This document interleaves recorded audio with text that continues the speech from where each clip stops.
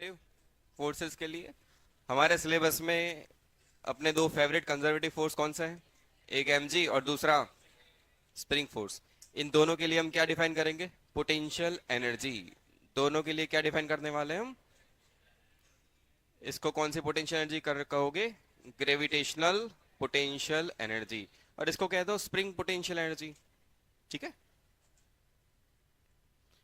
पहले कहानी यहां से स्टार्ट होगी।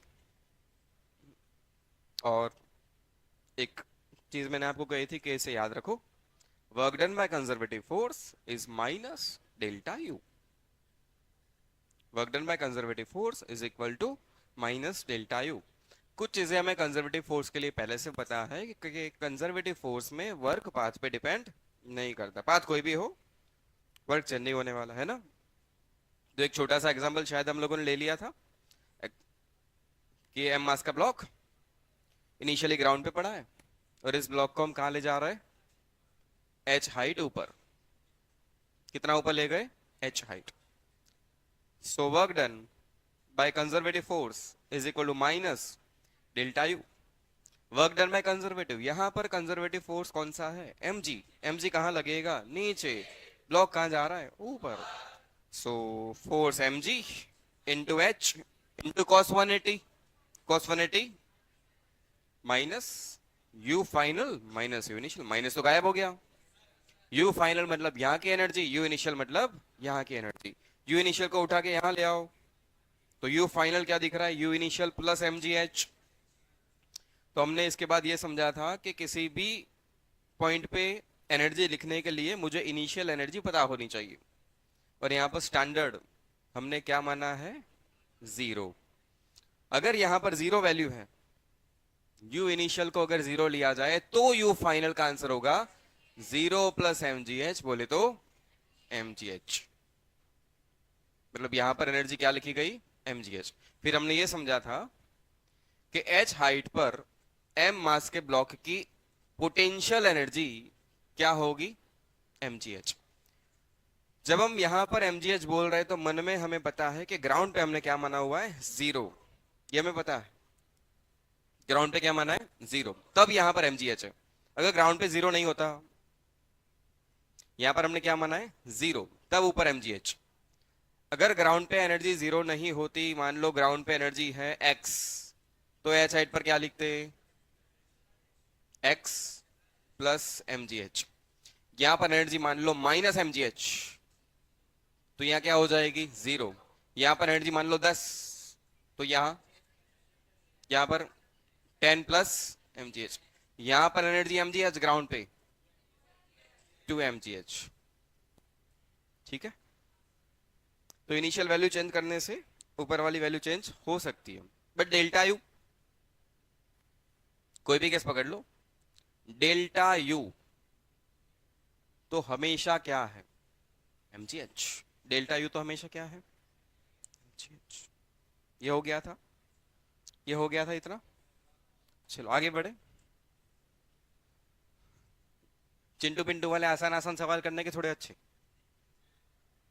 ही कर लेते हैं। आसान आसान आसान सवाल तो मॉड्यूल में भी है एक दो, मतलब मास दिया गया, हाइट दी गई, पूछा गया कि बताओ कितनी एनर्जी होगी। ऐसे सवाल हम लोग नहीं कर रहे हैं, थोड़ा आगे बढ़ते हैं।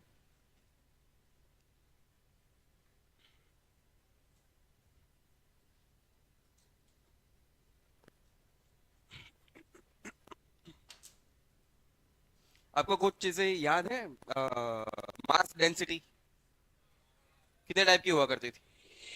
मास डेंसिटी, मास डेंसिटी कितने टाइप की हुआ करती थी बेटा, बोलो? एक लेमड़ा, एक सिग्मा, एक रो।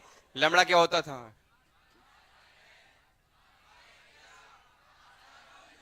ये पता है। चलो, फिर इसमें हमने क्या कहा था कि मान लो एक रोड है ना, जिसकी लेंथ एल है, मास एम। लेंथ एल, मास एम। इस पे अगर एक छोटा सा एलिमेंट लिया जाए जिसकी लेंथ हो डीएक्स, तो एक डीएक्स एलिमेंट में छोटा मास डीएम होना चाहिए, लेमड़ा डीएक्स। ये पहले हो चुका है, याद आ गया? ये पहले हो चुका है, ये याद है। चलो फिर सब क्वेश्चन पे आते हैं फटाफट। अच्छा,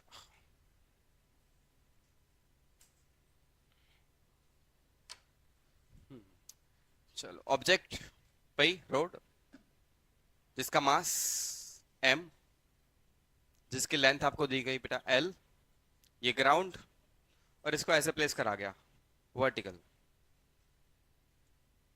पूछा गया कि इस भाई साहब की पोटेंशियल एनर्जी क्या होगी। अ, कौन सी एनर्जी पूछी? Potential energy.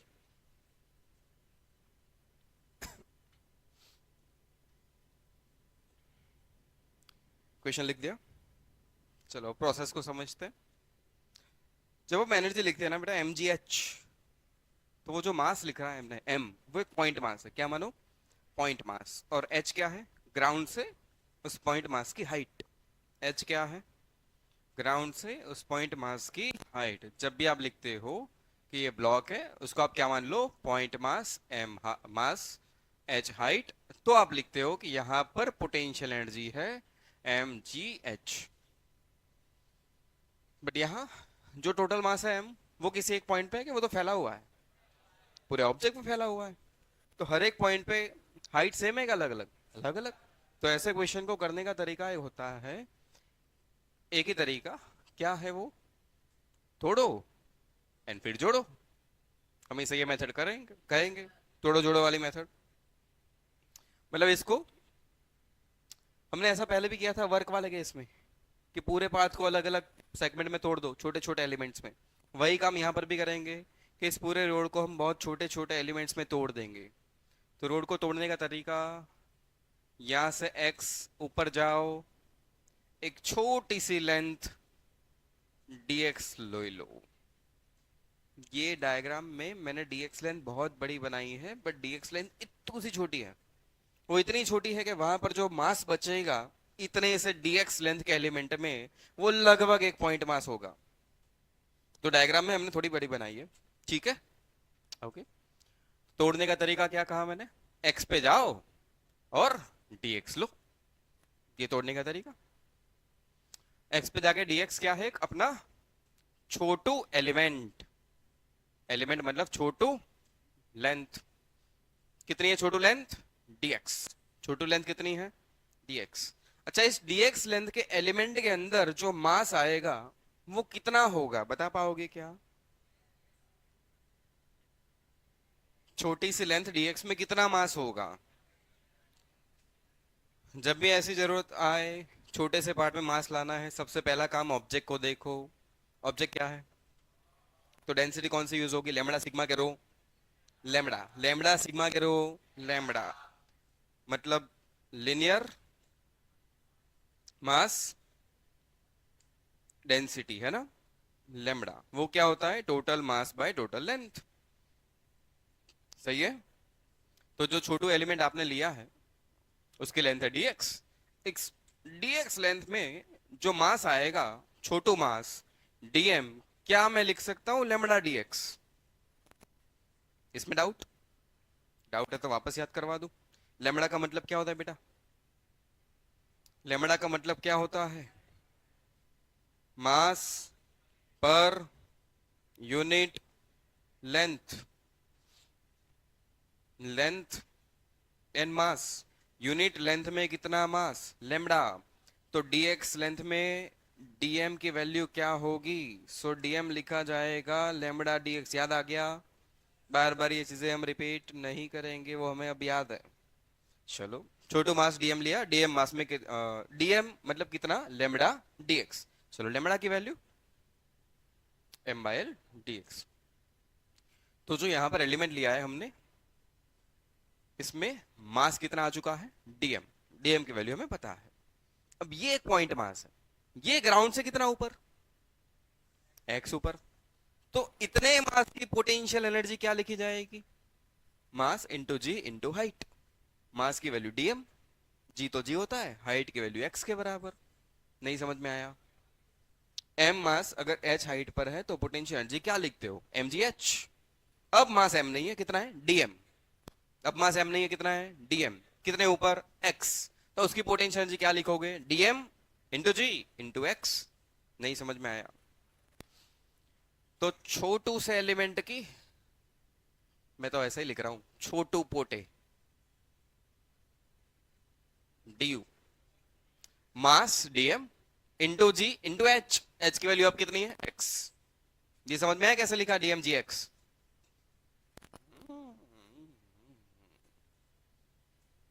मास क्या बन गया डीएम, हाइट एच की वैल्यू किसके बराबर हो गई एक्स के बराबर, डीएम की वैल्यू, डीएम की value M by L D X into G into X, इसको थोड़ा ठीक कर दो, M by L G X D X, ये छोटू पोटेंशियल एनर्जी आ गई। सो पोटेंशियल एनर्जी फाइनल जो लिखी जाएगी यू, वो होगा integration of D U, integration D U की value M by L G X D X. हर एक एलिमेंट की एनर्जी, ये जो डीएम आप मान रहे हो वो कहां से कहां तक फैला हुआ है, नीचे से लेके ऊपर तक। जो छोटे छोटे एलिमेंट आपने करे, इस रोड को आपने तोड़ दिया कितने टुकड़ों में, लगभग इनफाइनाइट टुकड़ों में। तो सबसे पहला टुकड़ा, सबसे पहला छोटा मास डीएम कहां होगा, यहां। एंड सबसे लास्ट मास, तो सबकी पोटेंशियल एनर्जी को जोड़ना मतलब इंटीग्रेशन करना, इसलिए इंटीग्रेशन कर रहे हैं। सबकी पोटेंशियल एनर्जीज को जोड़ देना, ऐड करना मतलब इंटीग्रेशन, इसलिए वहां पर हम क्या कर रहे हैं इंटीग्रेशन। चलो डी यू की वैल्यू प्लेस कर ली, M by L G X D X, M by L G X D x.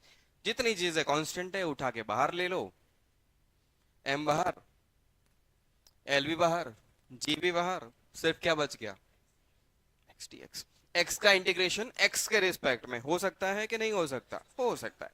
अब वापस यहां पर आओ, एक्स क्या था, एक्स क्या था, हाइट, किसकी हाइट, डीएम मास की, किसकी हाइट। तो सबसे पहला डीएम मास यहां पर आने वाला है, तो इसके लिए एक्स की वैल्यू क्या लिखी जाएगी, सबसे लास्ट डीएम मास यहां पर होगा, तो एक्स की वैल्यू क्या लिखी जाएगी, एच नहीं एल। नहीं आया समझ में। सबसे पहला एलिमेंट यहां होगा, पहला एलिमेंट तो ग्राउंड पे ही होगा, तो उसके लिए एक्स की वैल्यू 0 के बराबर। एंड लास्ट एलिमेंट यहां पर होगा टॉप मोस्ट पॉइंट पे, तो लास्ट एलिमेंट के लिए एक्स की वैल्यू क्या हुई एल। तो एक्स की लिमिट 0 से लेके एल तक। चलो एक्स का इंटीग्रेशन क्या होता है, एक्स का इंटीग्रेशन क्या होता है बच्चे, लिमिट कहां से कहां तक, ये क्या बन गया L square by two minus 0, मतलब M by L into G into L square by two, एक एल कैंसिल हो गया, M G L by two, ये आंसर है। Potential energy is M G L by two, potential energy is M G L by to.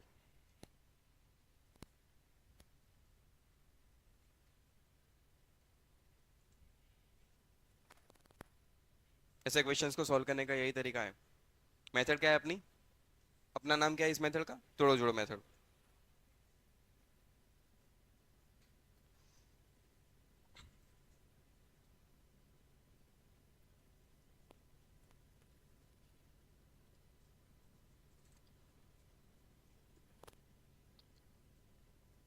X side पे जाओ, छोटी सी length dx लो, dx length का छोटा सा मास निकालो dm, उसके लिए हेल्प चाहिए होगी लेमड़ा की। उस dm मास की पोटेंशियल एनर्जी लिख दो du, मास into G into D x, मास की हाइट x, फिर इंटीग्रेट करके आंसर ले आओ।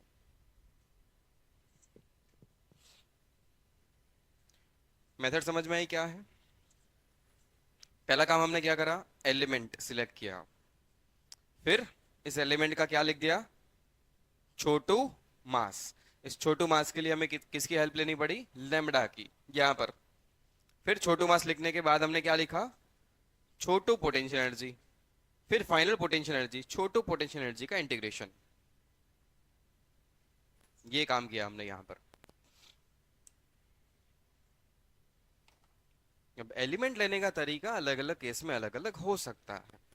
जैसे जैसे क्वेश्चंस आपके सामने आते जाएंगे, वो मेथड आपको समझ में आती जाएगी कि एलिमेंट कैसे लिए जाते हैं।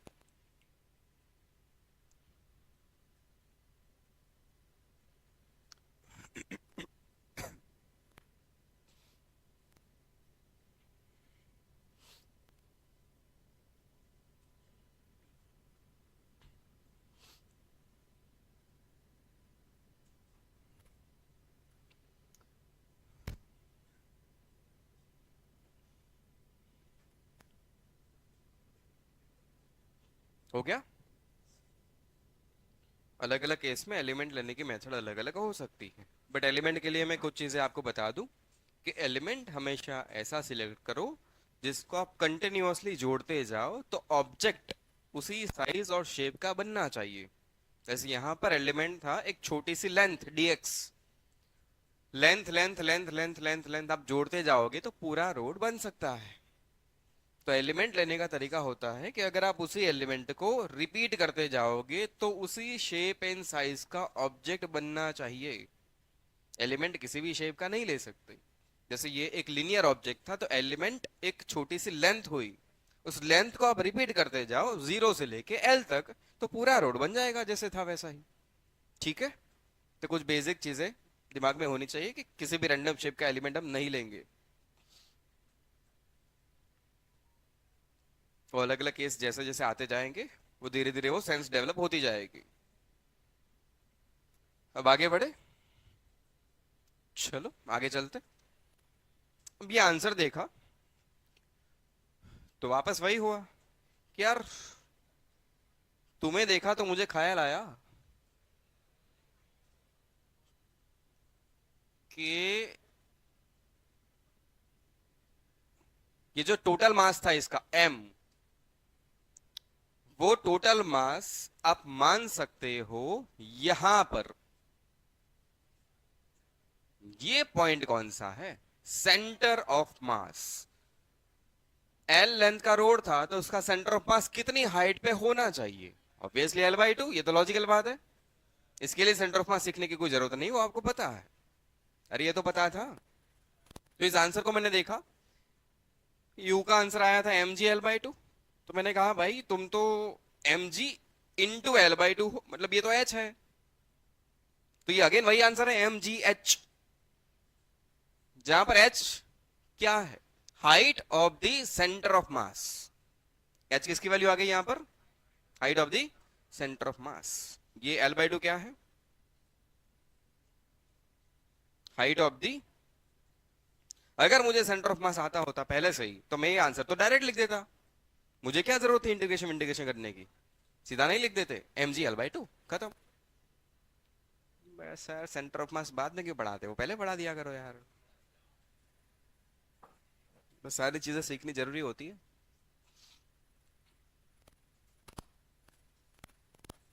साइड में लिख दो, ये कुछ नया नहीं हुआ है, ये एक्चुअली सेंटर ऑफ मास की हाइट है L/2, और हम मान सकते हैं कि पूरा मास यहां पर लोकेटेड है।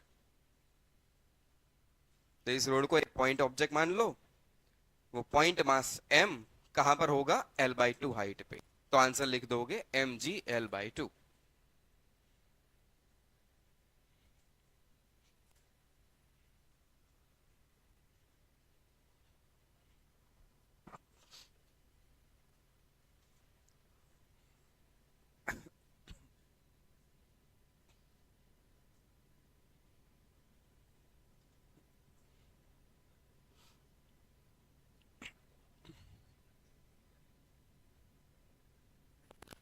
हो गया।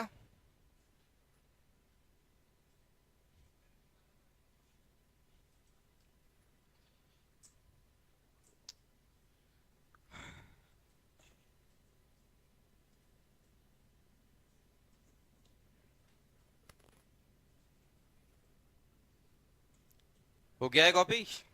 चलो आओ नेक्स्ट क्वेश्चन पे आओ। चलो इसमें ही थोड़ा सा मॉडिफिकेशन करते हैं, इसको ही थोड़ा मॉडिफाई करते हैं। ग्राउंड, ये जो रोड था अपना मास m लेंथ l का, पहले ऐसे प्लेस्ड था, है ना, ऐसे ऐसे रखा हुआ था वर्टिकली। अब इसको थीटा एंगल पर इंक्लाइन कर दिया गया।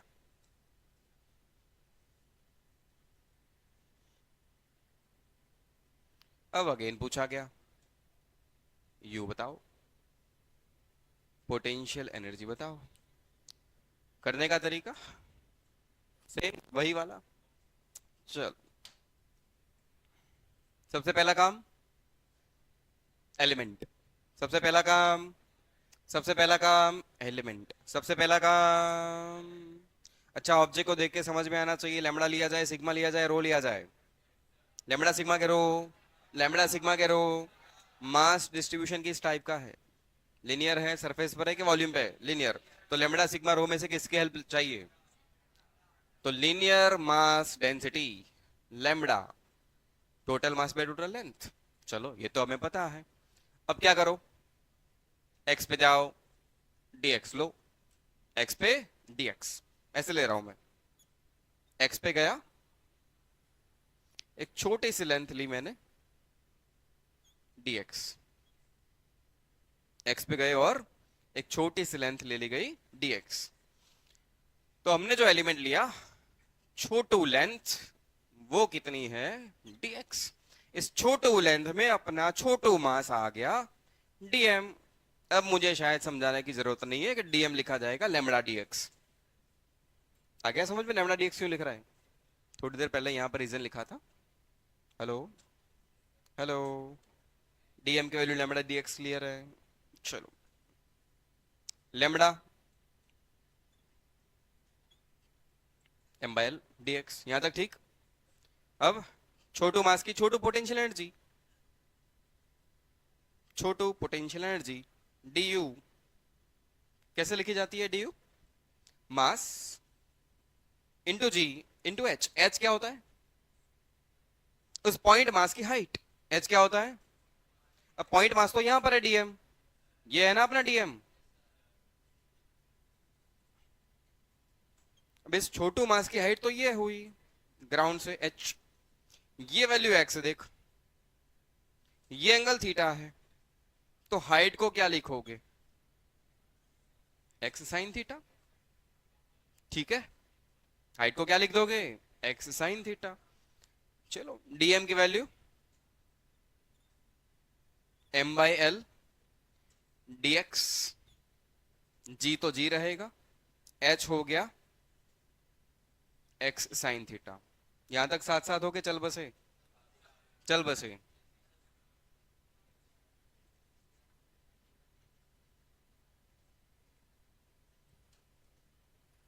अब क्या करेंगे?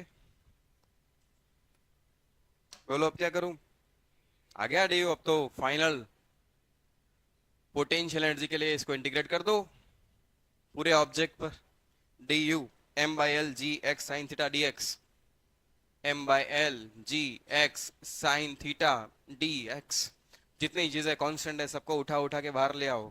बोलो एम को बाहर लाया जाए, L G sine theta, sine theta, sine theta, बाहर के अंदर, बाहर। अबे एलिमेंट कहीं पर भी ले लो, क्या थीटा चेंज होगा? आप एलिमेंट चेंज कर रहे हो तो आप एक्स की वैल्यू इंक्रीज कर रहे हो, थीटा तो वही रहेगा भाई, थीटा थोड़ी चेंज हो रहा है। तो साइन थीटा भी कांस्टेंट हुआ ना, तो वो भी बाहर। बचा क्या? एक्स का इंटीग्रेशन एक्स के रिस्पेक्ट में हो सकता है, एक्स की लिमिट डाल दो। सबसे पहला एलिमेंट यहां लोगे तो एक्स की वैल्यू 0 लिखोगे, लास्ट एलिमेंट यहां लोगे एक्स की वैल्यू एल लिखोगे। सो लिमिट 0 से एल तक जाएगी, M by L G sine theta integration X square by 2, limit 0 to L, M by L G sine theta L square by 2, एक कैंसिल हो गया, M G sine theta L by 2।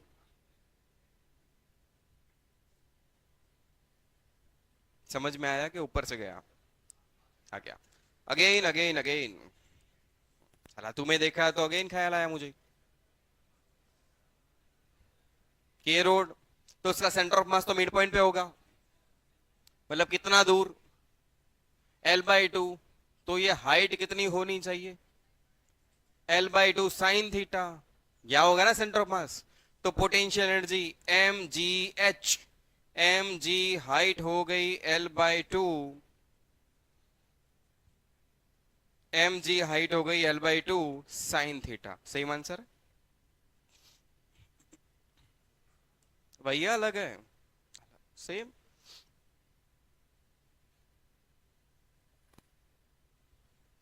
ये उसका centre of मास।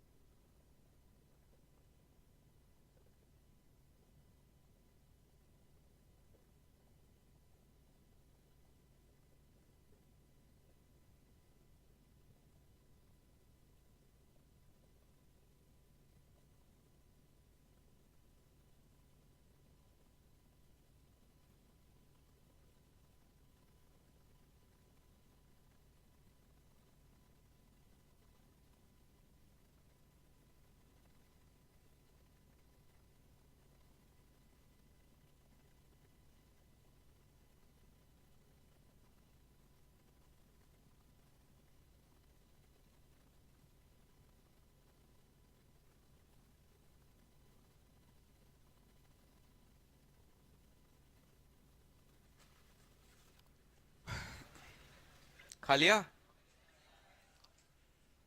बोल।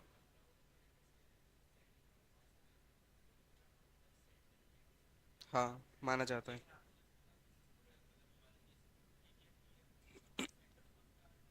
Assume कर रहा है कि उस पूरा मास सेंटर ऑफ मास में पड़ा है, हाँ। वो सेंटर ऑफ मास में बताऊंगा। चैप्टर बाकी है पूरा।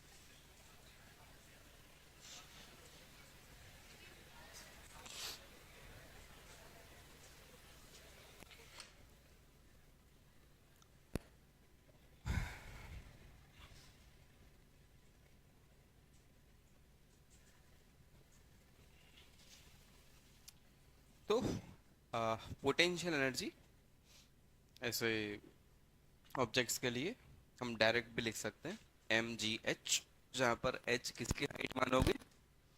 Height of the centre of mass. Actually होता है कि हम पूरे ऑब्जेक्ट का मास एक पॉइंट पे इमेजिन कर सकते हैं, वो पॉइंट होता है सेंटर ऑफ मास। तो ऑब्जेक्ट एक पॉइंट ऑब्जेक्ट बन गया, तो पूरा मास कहाँ आ गया? सेंटर ऑफ मास पे। तो बस उसकी हाइट लिख दो, काम खत्म। एक और क्वेश्चन लेते हैं, चलो।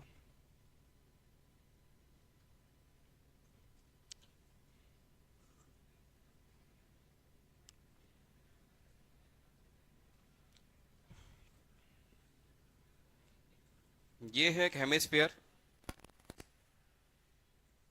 जिसकी रेडियस है आर। इसकी रेडियस क्या है? आर। इसके लिए कुछ नहीं करना हमें, ये तो एक शेप मैंने बनाया। अब इसके ऊपर एक चेन रखी गई, चेन या वही अपना रस्सा मान लो, ठीक है ना। इसके ऊपर एक क्या रखी गई? चेन, जिसका मास m दिया गया। मास कितना दिया गया? m। पूछा गया इस चेन की पोटेंशियल एनर्जी क्या होगी? चेन की पोटेंशियल एनर्जी क्या होगी?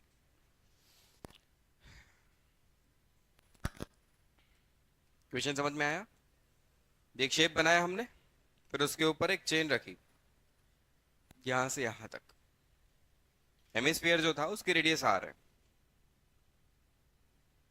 ये आर रेडियस है। चेन की पोटेंशियल एनर्जी पूछी गई।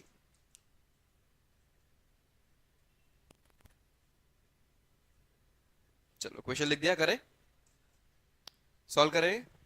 ध्यान इधर होना चाहिए। इसको करने का तरीका, अब मैं इसमें ही कुछ काम कर रहा हूं, देखो। सबसे पहला काम क्या करो? पहला तो ऑब्जेक्ट को देख, लीनियर मास डिस्ट्रीब्यूशन है कि क्या है? मास डिस्ट्रीब्यूशन कैसा है? लेमड़ा सिग्मा के रो, लेमड़ा। पहले तो लेमड़ा लिख दो। लिनियर मास डेंसिटी लेमड़ा क्या होगा? Mass by length. चेन का मास तो m दिया गया, बट चेन की लेंथ हमें नहीं बताई गई। बोलो क्या होगी लेंथ? बट ये दिया गया तो लेंथ तो बता सकते हो क्या होगी? पाई r/2। पाई r/2 मतलब 2m/πr। ये हो गया अपना लेमड़ा, लिनियर मास डेंसिटी, मतलब मास पर यूनिट लेंथ। अब एलिमेंट कैसे लेना होता है? एक छोटा सा एलिमेंट लिया जाएगा जिसको कंटिन्यूअसली रिपीट करने से क्या बनना चाहिए, ऑब्जेक्ट खुद बनना चाहिए। तो ऐसे केस में जब रिंग आ जाए, आर्क आ जाए, ऐसा कुछ भी सर्कल टाइप का आ जाए, एलिमेंट लेने का एक तरीका होता है ये, सुन लो। किसी एक रैंडम एंगल थीटा पे जाओ और उसके ऊपर एक छोटा सा एंगल डी थीटा बनाओ। थीटा पे जाओ, डी थीटा बनाओ। तो जैसे थोड़ी देर पहले था एक्स पे डी एक्स, अब यहां पर क्या आ गया, थीटा पे डी थीटा। थीटा पर डी थीटा, थीटा पर D theta. D theta angle उतना छोटा है कि ये जो लेंथ आपको दिख रही है ना यहां पर बड़ी, वो बिल्कुल एक पॉइंट की जैसे ही बनने वाली है, इतनी सी छोटी। तो ये जो एलिमेंट बना ये वाला है, ये एक पॉइंट एलिमेंट बनेगा बस। चलो आ तो गए हम थीटा पे डी थीटा। तो ये लेंथ कितनी होगी, आर डी थीटा। dx की वैल्यू क्या होगी, आर डी थीटा। कैसे बताया सर आपने, इतने से पार्ट को देख, ओ पॉइंट, ये इतना सा पार्ट मैं थोड़ा जूम करके बना रहा हूं, देखो यहां से यहां तक का डिस्टेंस रेडियस के बराबर होने वाला है। ये एंगल कितना है, डी थीटा। ये लेंथ कितनी है, dx। तो क्या ऐसा कोई इक्वेशन आपने पहले सुना है, angle is equal to arc upon radius, सुना था। एंगल डी थीटा, एंगल के सामने arc dx divided by radius R. So dx क्या हो गया, आर डी थीटा। पहली बार हम इस टाइप के क्वेश्चन कर रहे हैं, इसलिए मैं ये सारी चीजें बता रहा हूं, बाकी बार बार ये सारी चीजें रिपीट नहीं होगी, सीधा लिखा जाएगा बाद में, dx हो गया आर डी थीटा। प्रैक्टिस कर लेना थोड़ी ढंग से, है ना। यहाँ अभी क्लियर है, dx लेंथ मिल गई। फिर इस dx लेंथ में एक छोटा सा मास आने वाला है, कितना, dm। वहां पर एक मास होगा, कितना होगा वो मास, dm। तो अपना वही छोटू मास, dm कैसे लिखा जाएगा बोलो, लेमड़ा dx। कॉपी करने में व्यस्त हो, ध्यान इधर। dm की वैल्यू क्या लिखी जाएगी, लेमड़ा dx। लेमड़ा की वैल्यू प्लेस कर 2m by pi R. dx की वैल्यू, आर मर गया,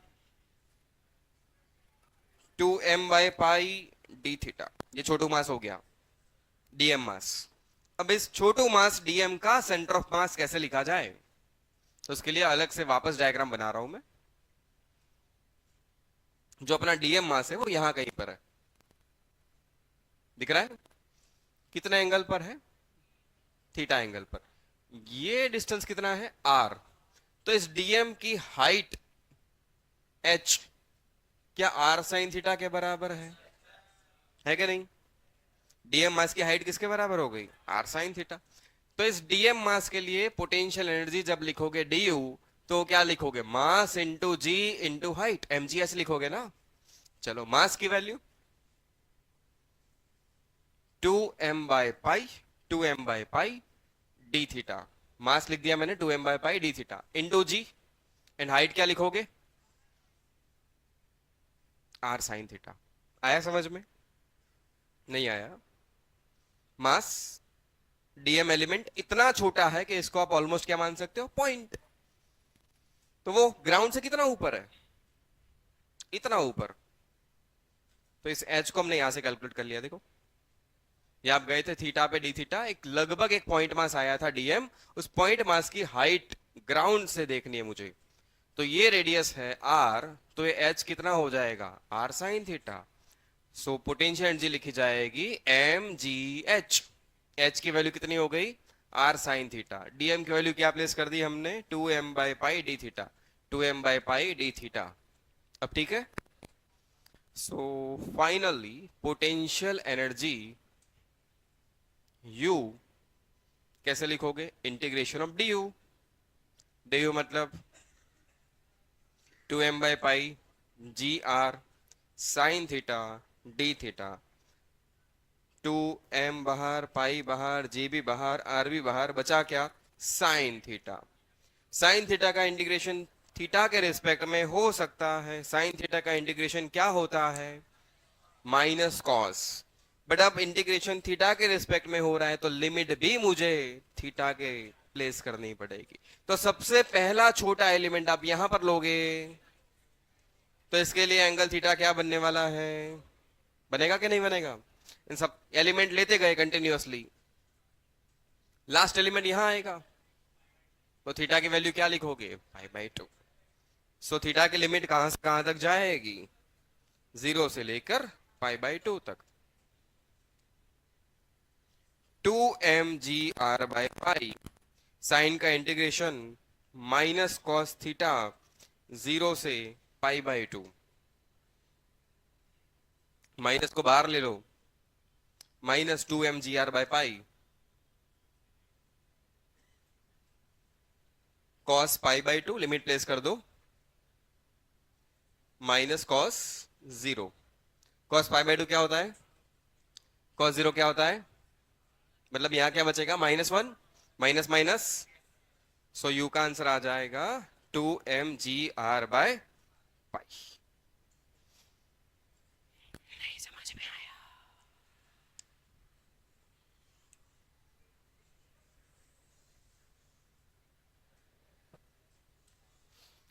फालतू बातें नहीं, काम करो।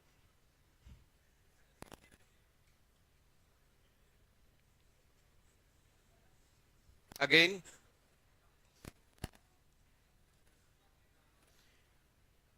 आ जाओ बच्चा, इधर आओ। चेन ऐसी थी ना, तो एक्चुअली इसका सेंटर ऑफ मास यहां आता है, इसकी हाइट होती है, वो जब हम सेंटर ऑफ मास पढ़ेंगे तब ये सारी चीजें आपको और अच्छे से क्लियर होगी। हाइट होती है 2r/पाई। कितनी हाइट?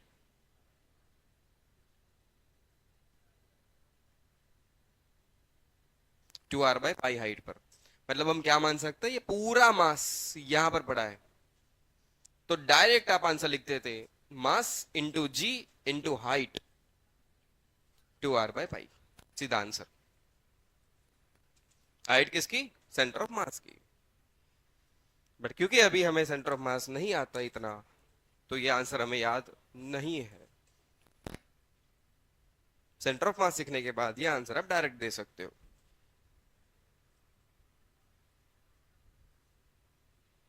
ये सब हट के सीधा आंसर।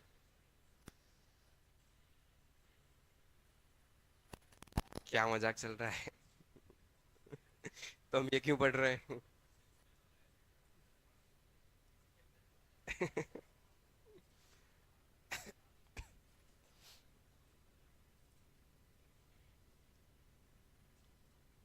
इस क्वेश्चन को वापस रिपीट करें क्या? समझ में आया कि रिपीट बोलो? आया है।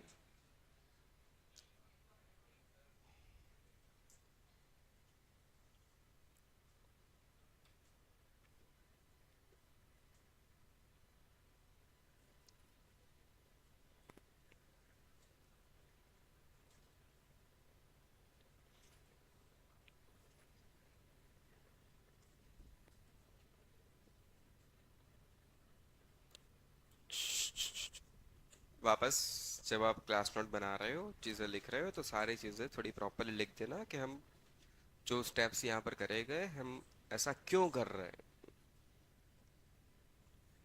क्योंकि वही होता है, खुद की क्लास नोट देख के खुद ही परेशान किया मैंने क्या किया है।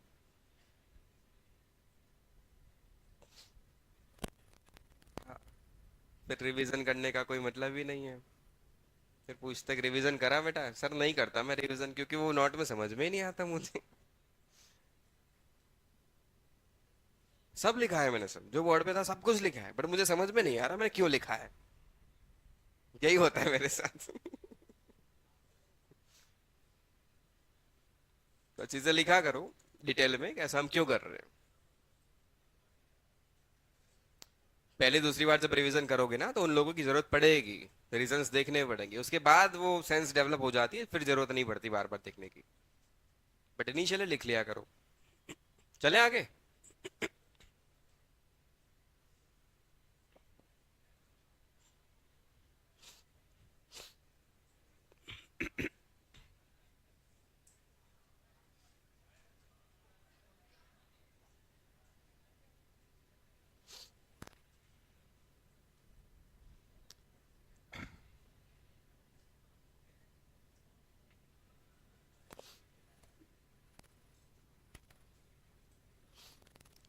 कुछ लोग बहुत जल्दी लिख रहे हैं, बहुत अच्छी बात है, बट लिखने के बाद फालतू की बातें करते हैं।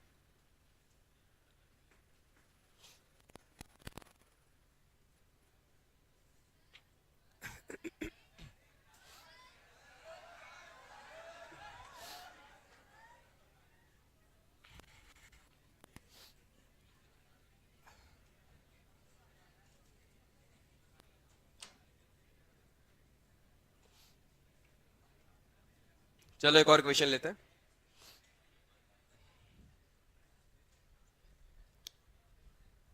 इस टाइप का एक और क्वेश्चन लो।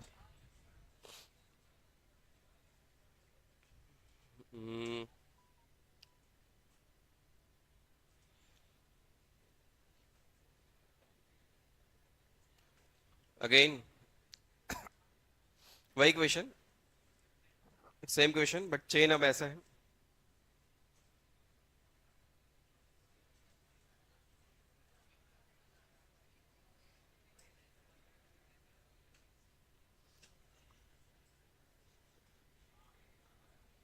चेन के लिए बताया गया मास एम, पोटेंशियल एनर्जी पूछी गई। स्टार्ट करें। चलो एक साथ कर रहे हैं, डिस्कशन नहीं, ध्यान इधर। वो लास्ट क्वेश्चन जो था उसका रिवीजन भी हो जाएगा।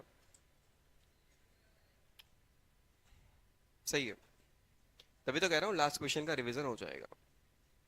करें साथ। चलो आप लोग बोलोगे स्टेप क्या रहेंगे। सबसे पहले ऑब्जेक्ट को देखा तो लेमड़ा सिग्मा रो, लेमड़ा सिग्मा के रो, लेमड़ा। तो फर्स्ट स्टेप अपना यही रहेगा, लिनियर मास डेंसिटी लेमड़ा। क्या होगा बताओ। Total mass by total length. Total mass तो एम है, टोटल लेंथ क्या है आई आर। टोटल लेंथ क्या है, तो लो लेमड़ा आ गया। फिर लेमड़ा के बाद एलिमेंट। एलिमेंट लेने का तरीका, थीटा पे जाओ, डी थीटा लो, तो इतना सा छोटा एलिमेंट डीएक्स लेंथ का मिल गया मुझे। तो मेरी जो छोटू लेंथ बनने वाली है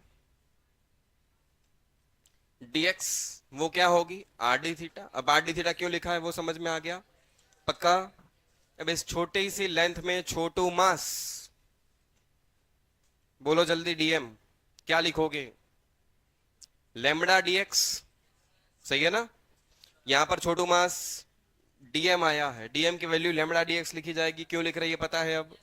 लेमड़ा की वैल्यू प्लेस करो M by pi R, DX की वैल्यू आर मर गया M by pi D theta. यहां तक साथ साथ हो। अब क्या करें, भाई छोटू के लिए क्या लिख दो, पोटेंशियल एनर्जी डी यू। कैसे लिखेंगे, एम जी एच।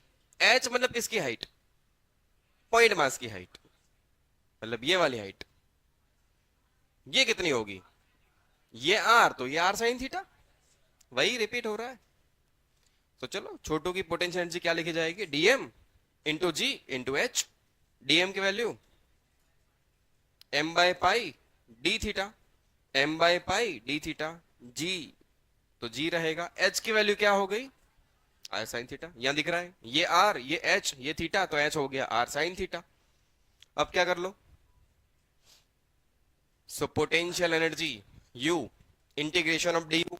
जितनी चीजें कांस्टेंट है उठा के बाहर, एम बाहर, पाई बाहर, जी भी बाहर, आर भी बाहर। किसका इंटीग्रेशन बच गया, सिर्फ साइन का। हो सकता है लिमिट कहां से कहां तक बोलो।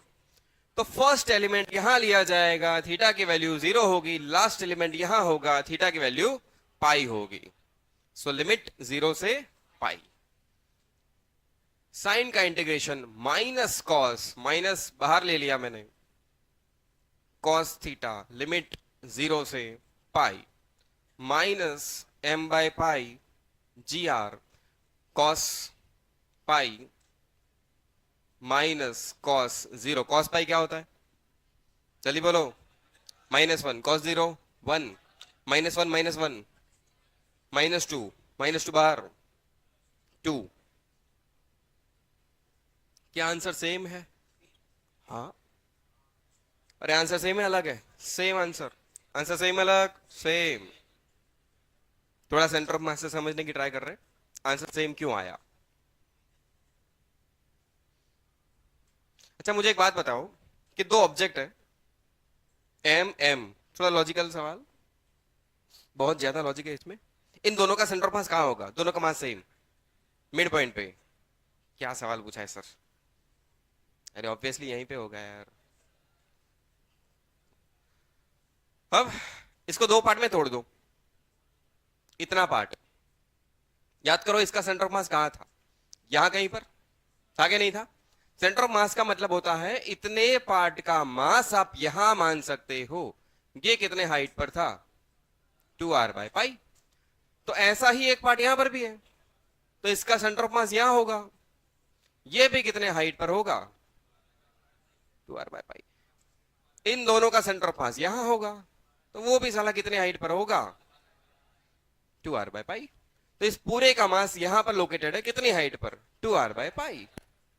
सो आंसर रिमेन्स सेम। वो सारी चीजें हम सेंटर ऑफ मास में वापस डिस्कस करने वाले, टेंशन मत लो।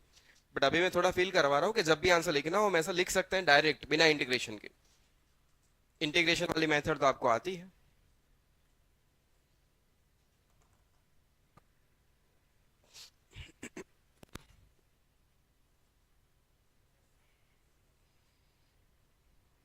सो पोटेंशियल एनर्जी ऐसे कैलकुलेट की जा सकती है।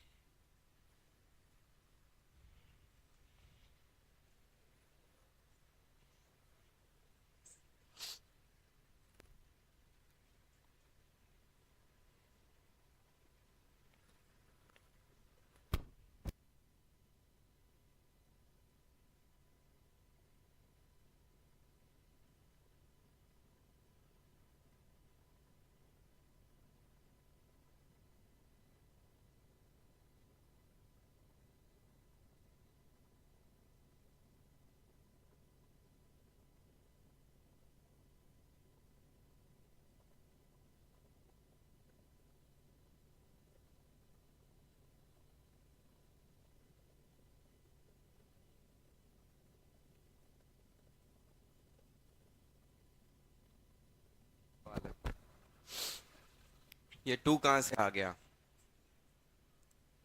-m/पाई gr cos पाई -1 cos 0 1 -1 -1 -2 बाहर।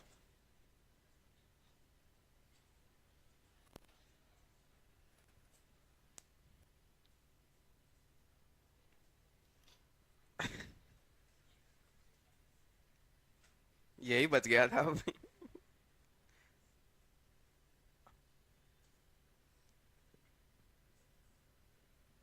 आज कोई क्विज है क्या? अभी लेक्चर है? हम्म। याद रखना है 2r/पाई। ले आएंगे सेंटर ऑफ मास में।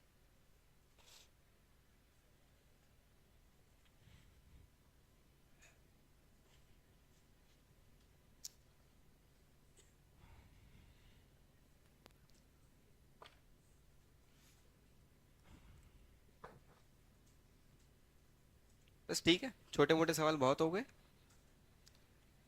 तो थोड़ा लॉजिकली ये समझ में आ गया कि जब भी पोटेंशियल एनर्जी लिखनी हो हम ऐसा कर सकते हैं। mgh, जब h जो लिखेंगे वो सेंटर ऑफ मास के डायरेक्ट लिख सकते हैं। पूरा मास सेंटर ऑफ मास में इमेजिन किया जा सकता है। जैसे अगर सिंपली आपको एक स्क्वायर प्लेट बता दी जाए कि एक स्क्वायर प्लेट है, ऐसा रख दी गई स्क्वायर प्लेट, यही मान लो एक स्क्वायर प्लेट है ये, ऐसे रख दी मैंने। पूरा मास है m, प्लेट का मास m, साइड a, प्लेट का मास m, साइड a। तो बोलो इसकी पोटेंशियल एनर्जी क्या होगी? तो इसका पूरा मास कहां मान लो? सेंटर ऑफ मास पे। अब स्क्वायर प्लेट है तो आपके लिए दिक्कत नहीं होने वाली। सेंटर ऑफ मास तो आपने बोल दिया कि सर सेंटर ऑफ मास होगा अगर साइड लेंथ एल है तो a/2 हाइट पर। साइड लेंथ एल है तो कहां पर? a/2 हाइट पर। और इस पूरे का मास हम यहां मान सकते हैं, तो आंसर डायरेक्ट लिखेंगे mg हाइट a/2, खत्म। अगर ये एक सर्कुलर डिस्क होती, डिस्क या तो रिंग, कुछ भी ऐसा कोई शेप होता जिस पूरे का मास m है, तो हम कहते हैं कि इसका सेंटर ऑफ मास तो यहां पर है। रेडियस r, तो कितनी हाइट पर? r हाइट पर। तो आंसर क्या लिख देते? mgr, खत्म। ये तो सिमेट्रिक शेप थे तो आपने सीधा आंसर बोल दिया। कुछ शेप अलग होते हैं जिसके सेंटर ऑफ मास हमें नहीं पता है, ये तो लॉजिकली आपको पता था। वो चीजें हम कहाँ सीखेंगे? सेंटर ऑफ मास पे, कि अलग अलग ऑब्जेक्ट के लिए सेंटर ऑफ मास कैसे किया कैलकुलेट किया जा सकता है। ठीक है, आगे बढ़ते हैं फिर।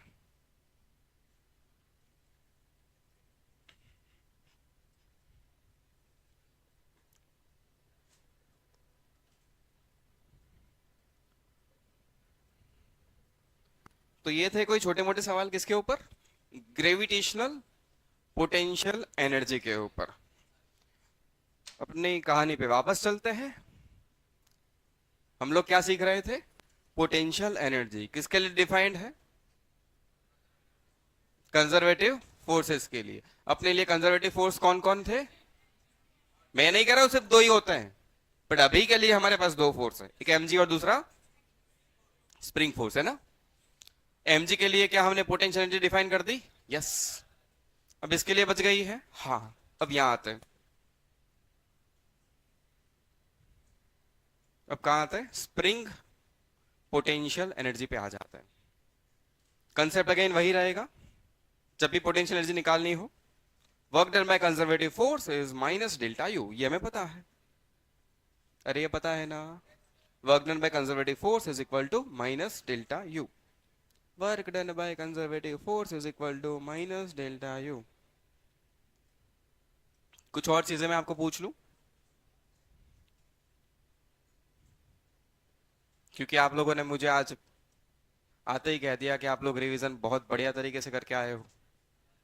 ये स्प्रिंग की नेचुरल लेंथ है, स्प्रिंग कांस्टेंट के। स्प्रिंग की नेचुरल लेंथ स्प्रिंग कांस्टेंट के। स्प्रिंग को एक्स डिस्टेंस से आप एक्सपांड कर दो, तो बोलो work done by spring force कितना? Work done by spring force कितना? माइनस हाफ के एक्स स्क्वायर। क्या ये हमने पढ़ा है कल? अगर एक्स से कंप्रेस करते तो भी क्या सेम आंसर लिखते? मतलब एक्सपांशन है तो भी सेम आंसर वर्क, एंड अगर कंप्रेशन है तो भी वर्क का आंसर सेम रहेगा। Work done by spring force अभी भी नेगेटिव लिखा जाएगा क्या? हम्म, पक्का? ये हो गया था नहीं हुआ? हो गया ना, कल हुआ था शायद। ये याद है? जितना बोर्ड पे लिखा है सारी चीजें आपको याद है? चलो फिर स्प्रिंग पे कहानी स्टार्ट करते हैं।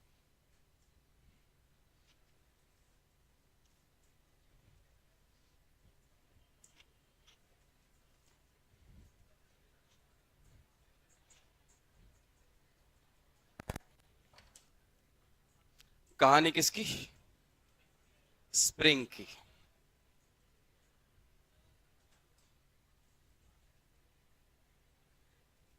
ये वही अगेन नेचुरल लेंथ। ये क्या है? स्प्रिंग स्प्रिंग की नेचुरल लेंथ। पहले बात करते हैं किसकी? एक्सपांशन। स्प्रिंग को एक्स डिस्टेंस एक्सपांड कर देते हैं, बाहर की तरफ ले जाते हैं।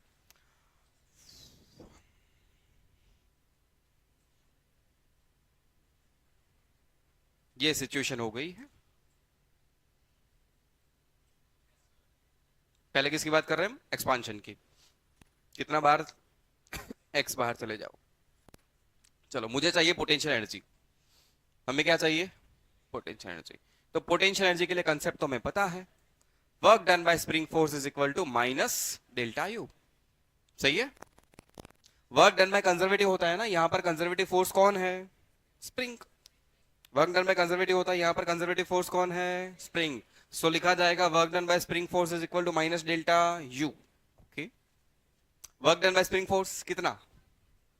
एक्स एक्सपांशन में work done by spring force minus half के x square minus delta U को क्या लिख सकते हो? U final minus U initial.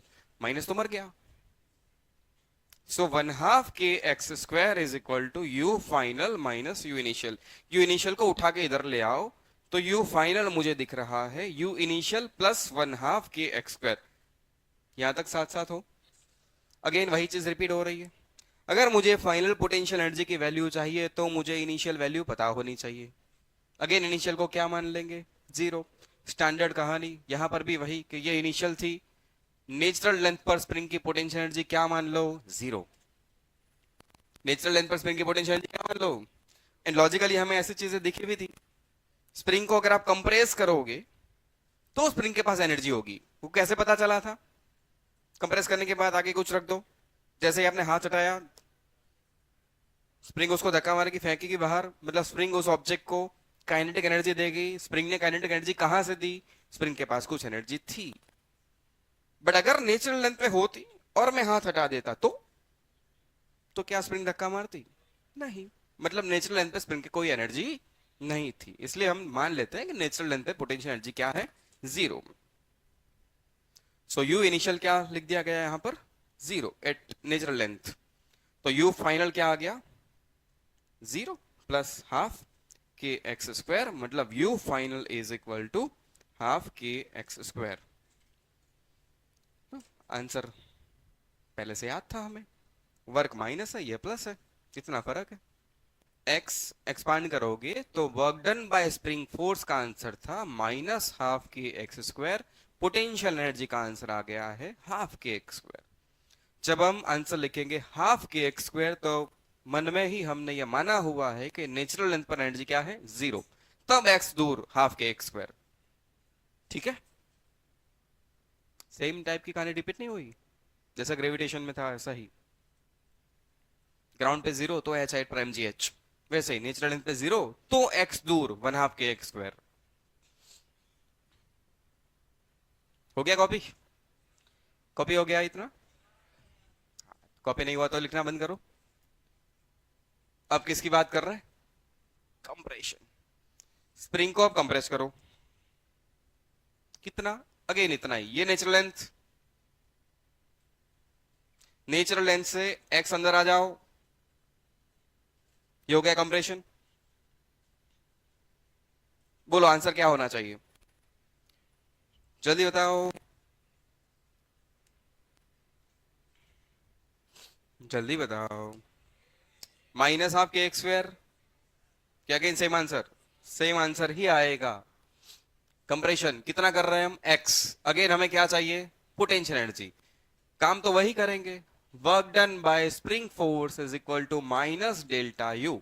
X compress कर दो तो भी work done by spring force क्या होता है, बोलो बोलो बोलो। In case of compression work done by spring force क्या होता था, माइनस हाफ के एक्स स्क्वायर।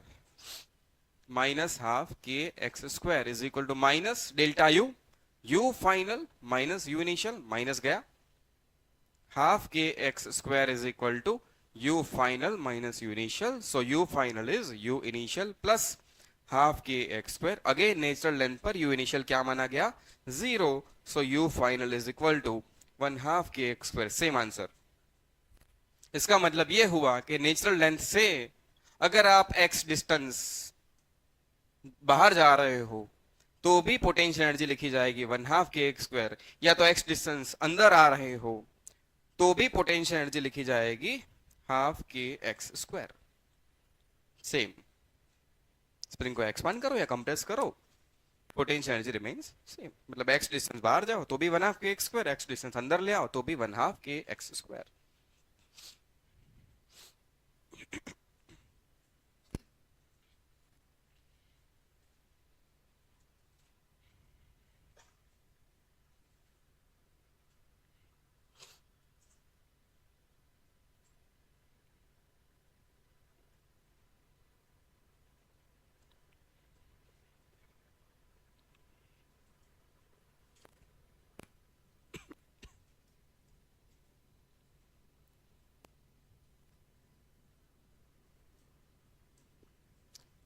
चल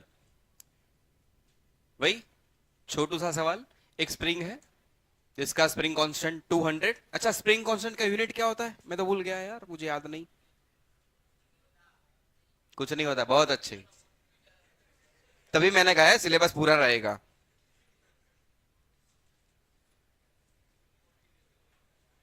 अब समझ में आ गया सिलेबस पूरा क्यों है। एक स्प्रिंग ले ली, स्प्रिंग कांस्टेंट इतना था। पहले हम स्प्रिंग को एक्सपांड कर रहे हैं, कितने डिस्टेंस से, 1 मीटर, 2 मीटर ले ले।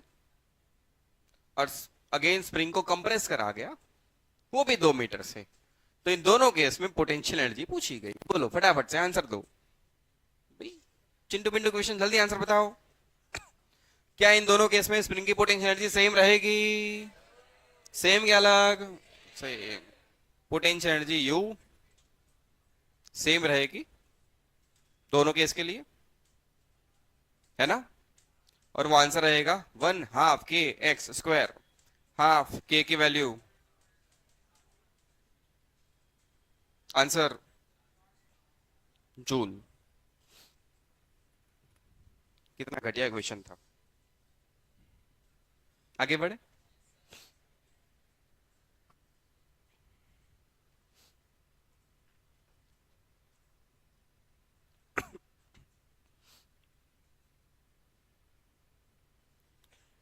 मैंने शायद पहले भी आपको बताया था, हम पोटेंशियल एनर्जी क्यों डिफाइन कर रहे हैं, क्योंकि हम वर्क कैलकुलेट करने के लिए बार बार इंटीग्रेट नहीं करना चाहते।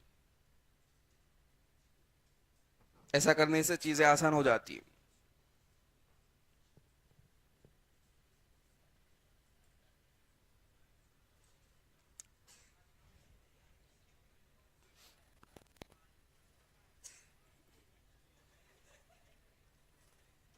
क्या खा के आया था आज? रोज यही खा के आता है।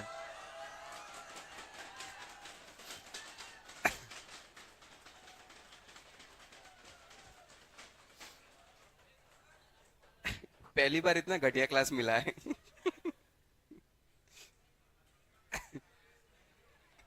अच्छा, सुन लिया आप लोगों ने? ठीक है, चलो आओ आओ, वापस आओ। अच्छा, बात कर रहे थे कि पोटेंशियल एनर्जी एक्चुअली हम इसलिए डिफाइन कर रहे हैं कि हम बार बार वर्क कैलकुलेट नहीं करना चाहते, इंटीग्रेट नहीं करना चाहते। पोटेंशियल एनर्जी से कुछ चीजें आसान हो जाती है। हाँ, जैसे कि आपको पता है वर्क डन बाय कंजर्वेटिव क्या होता है, माइनस डेल्टा यू, पता है। मतलब वर्क डन बाय कंजर्वेटिव होता है minus U final minus U initial.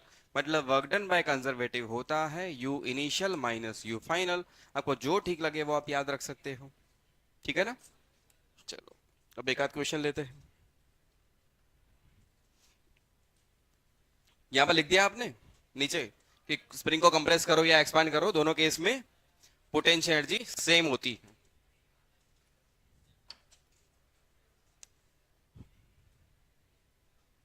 चलो के अगेन।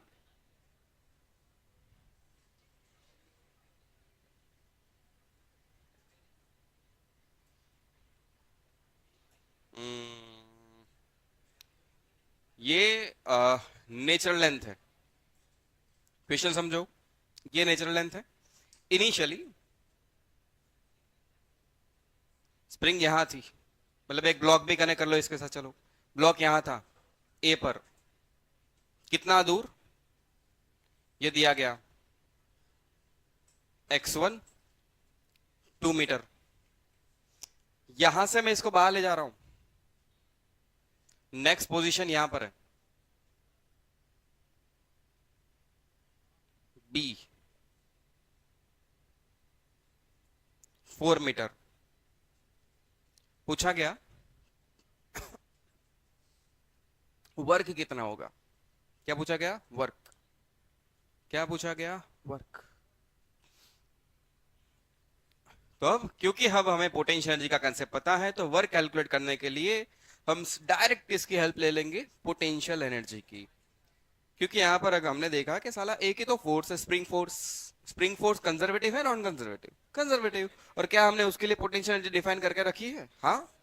तो जब भी ऐसा कोई फोर्स आ जाए जो कंजर्वेटिव है और उसके लिए पोटेंशियल एनर्जी भी हमें पता है, तो अब वर्क कैलकुलेट करने के लिए हम इंटीग्रेशन नहीं करेंगे, हम डायरेक्ट इसकी हेल्प लेंगे, पोटेंशियल एनर्जी की। So direct work is equal to U initial minus U final. ये U initial minus U final, ये इनिशियल पोजीशन थी। बोलो यू इनिशियल 1/2 k x1², सही है। मतलब हाफ के की वैल्यू 200, x1 की value 2 metre. Answer answer 400 joule. यहां पर फाइनल पोटेंशियल एनर्जी क्या लिखी जाएगी? हाफ के x2 स्क्वायर, हाफ के की वैल्यू 200, x2 कितना दूर जाना है? 4। आंसर ठीक है ना? तो लो direct answer U initial.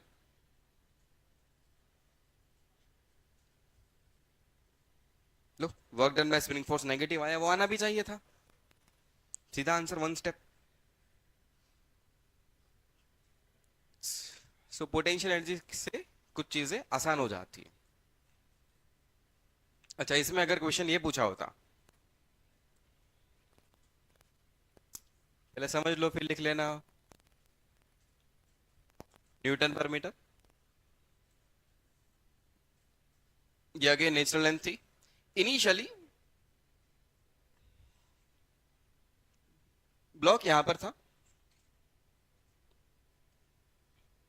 x1 2 metre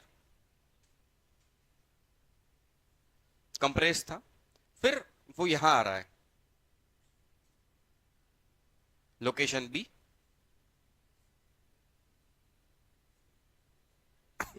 4 metre. दोनों सेम है अलग है? दोनों सिचुएशन सेम है क्या अलग है? अलग। यहां पर ब्लॉक ऑलरेडी नेचुरल लाइन से बाहर था 2 सेंटीमीटर, उसको और बाहर ले गए थे। यहां पर क्या है, ब्लॉक इनिशियली अंदर था, मतलब स्प्रिंग इनिशियली कंप्रेस थी, बाद में उसे हम एक्सपांड कर रहे हैं। यहां पर भी सेम सवाल पूछा गया, वर्क क्या होगा। चलो, अब ये इनिशियल कंडीशन, तो बोलो इनिशियल पोटेंशियल एनर्जी क्या होगी? हाफ के x1 स्क्वायर। अच्छा, स्प्रिंग एक्सपांड हो या कंप्रेस्ड हो, क्या पोटेंशियल एनर्जी में कुछ फर्क पड़ता है? वो तो कुछ फर्क नहीं पड़ता। स्प्रिंग एक्सपांड हो या कंप्रेस्ड हो, क्या पोटेंशियल एनर्जी में कुछ फर्क पड़ता है? वो तो हमने पहले भी देख लिया। चलो तो बोलो, 1/2 के की वैल्यू, x1 की वैल्यू, आंसर इतने जूल। फाइनल सिचुएशन में potential energy you final, half के की वैल्यू, x की value 4। Again answer. So work लिखा जाएगा you initial minus U final, initial final, answer same. यही समझना था। मतलब 2 मीटर एक्सपांड था, वहां से आप 4 मीटर दूर ले जाओ, या 2 मीटर कंप्रेस था, वहां से 4 मीटर बाहर ले जाओ, आंसर में कोई फर्क नहीं पड़ेगा, क्योंकि 2 मीटर एक्सपांड या 2 मीटर कंप्रेस्ड सेम सिचुएशन है स्प्रिंग के लिए। पोटेंशियल एनर्जी दोनों केस में सेम है।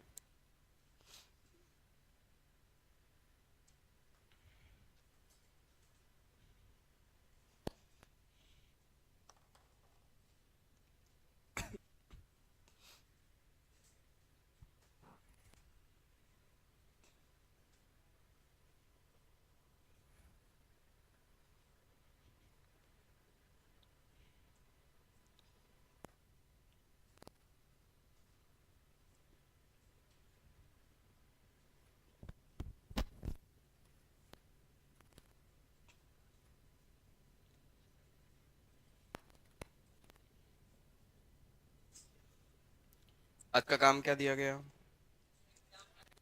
कहां तक?